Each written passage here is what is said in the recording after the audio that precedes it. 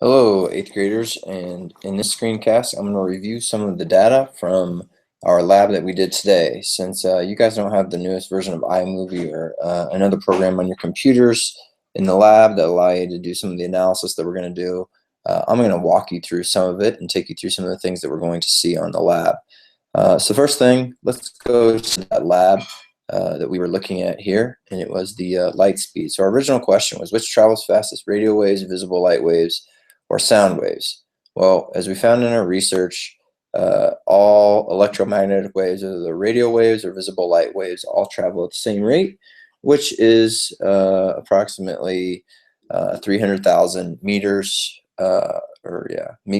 kilometers per second.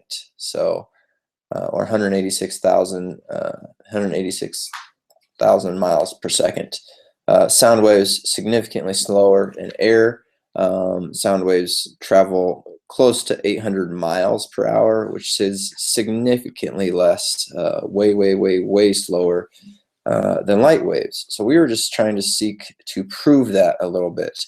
We ended up only testing a few iPads. So what I'm going to do is kind of just highlight these columns here because I'm only going to show you iPad 1, iPad 3, and iPad 5, some different things that we see from those. And one of the things I'm actually going to start with is iPad 5, which is way at the very back. It was Jerome who had his iPad way at the back of the hallway, approximately, I think I walked it off. It's somewhere in the range of 70 meters away from one end of the hallway to the other. So what I've done here, and this is what you might want to do on your lab report as well, is highlight just these three iPads, iPad 1, iPad 3, and iPad 5. And what we're going to do is take a look at iPad 5 first, and we're going to look at the light time, okay? And it's kind of weird how we're going to enter this, and I'll kind of show you how we'll do that. So I'm going to jump over to iMovie here and kind of show you. So right now I am on this, and it may be a little bit difficult to see on your screen, but right here in the middle you can see kind of the red, and it will turn white as I kind of back up there. And you may or may not be able to hear it, but I'm going to flip it over to where it's white, and I'm just going to kind of talk you through it, so you might not be able to hear it. But right down here you can see like there's small peaks, and those are the waveforms. That's where the sound starts. So I want you to kind of watch my cursor as I float across there. I'm going to move it over here, and you can see that where I am right here, it's pretty low. There's not really any sound, and you can see, if you can kind of see that little speck back there, that it's still a white screen. And as I get here, one of the things I want you to keep in mind is that every time I tap the forward button on my cursor and you see this guy moving, I am moving approximately 1/30th of a second. So keep that in mind. I'm going about 1/30th of a second. I'll let you know here. So let's start with where it turns from white to red, and that is right there. So there's 1/30th, 2/30ths, 3/30ths. At 3/30ths, you probably couldn't hear it, but I can see it. I am right on the wavelength there. The wavelength has just started. That shows where the sound. So if I go back to my light speed here, I can see that the light time started at, I'm just going to call it 0, and then the sound time was 3/30ths of a second later. So 3/30ths reduces to 1/10, very nicely. 1/10 of a second. So that is a difference of 1/10. So that means that the sound was about 0.1 seconds behind the light on iPad 5. Keeping in mind that iPad 5 was the one that was furthest down the hallway. Now I'm going to move up in the iMovie here to one of the other iPads, which is the second iPad. I believe it's this one right here. So, or excuse me, this one right here is actually the second iPad from the very back of the hallway. It's not the furthest one down the hallway. It's sort of the second one. Now, these guys kind of zoomed in a little bit, and you can kind of see that there's a waveform right there. And so I'm going to work my way into that. This time I want you to notice something. Watch where it turns. Oh, there's sound. I just hit sound there. So 1, 2, 3, or excuse me, let me go back.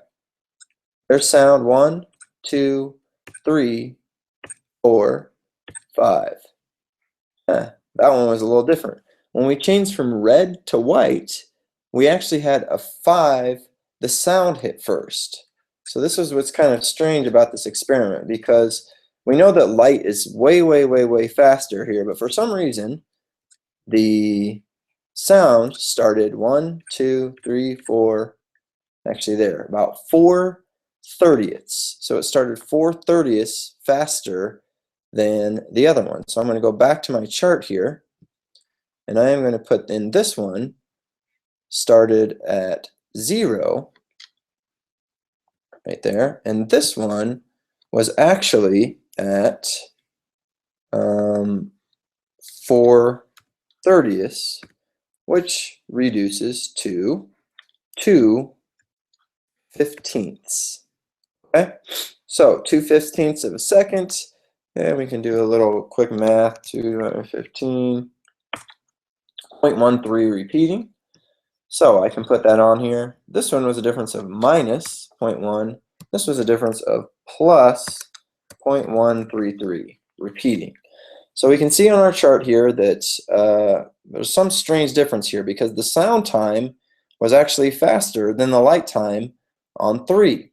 Well, if we move into the one that's closer, we can actually get a little bit further investigation on this. We can start to see something, and we can start to see where an error emerges. Okay? So this one is almost like right next, this is only maybe like 10, 15 feet away. So there really shouldn't be much difference between the sound and the light, because they're so close to each other. But watch what happens here. As I move here, there's the start of the sound. 1, 2, 3, 4, almost 5, really 4 there. Really about 5 before it changes back to red. So we're going to call that one, on the very closest one, on iPad 1, if I switch back to my lab chart here, this one started at 0, and then 5/30ths,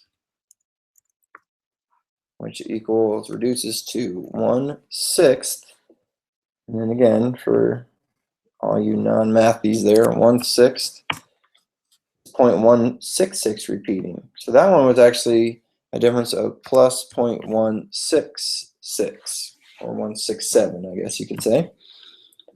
So we're noticing something here. This tells me that there is something wrong with our experiment, because the iPads that were really close actually showed the sound higher or faster than the light. And we know, based on our research, that that is not possible for sound. Now, as we get to iPad 5, which is pretty far away, we start to see that the light is actually traveling faster than the sound, but we have to get pretty far away to really see that difference. Well, let me show you something as to where the difference can be explained. And I sort of did this on purpose, but not completely. When I made this program, you can see here that when I press the space key, one of the things I told us to do is wait 0.5 seconds before the background changed color. So this is now going to change our results a little bit. Okay? So keep in mind that wherever I'm at, the light is going to be 0.5 seconds later than the sound.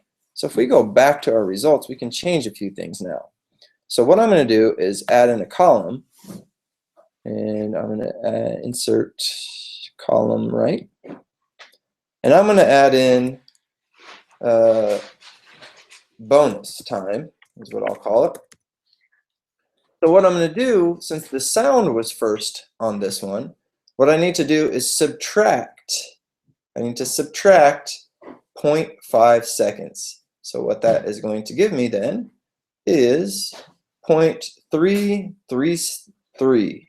Yep, 0.333. So I've got, 0.333 is what this will be, minus 0.333.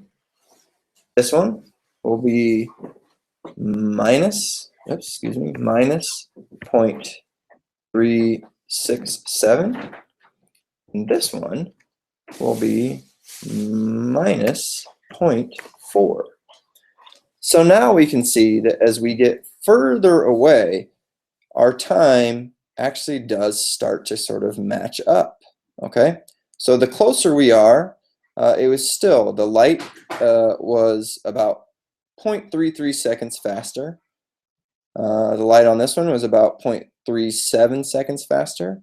And the light on the fifth iPad was about 0.4 seconds faster. So the further we get away, the light reaches the viewer faster than the sound does. So one of the main errors that we can see here is that the Scratch program, the light changed slower than the sound did. So it would be interesting to see if we change this to 0 and retested, if we would be able to match up on our graph, if these would match up on the same thing. So what you need to do for this experiment is look at this data. You need to write your conclusion about what you've learned about light waves and sound waves, and if you get farther away, what happens to the difference between light and sound, and then also talk about some of the errors that we had in this experiment.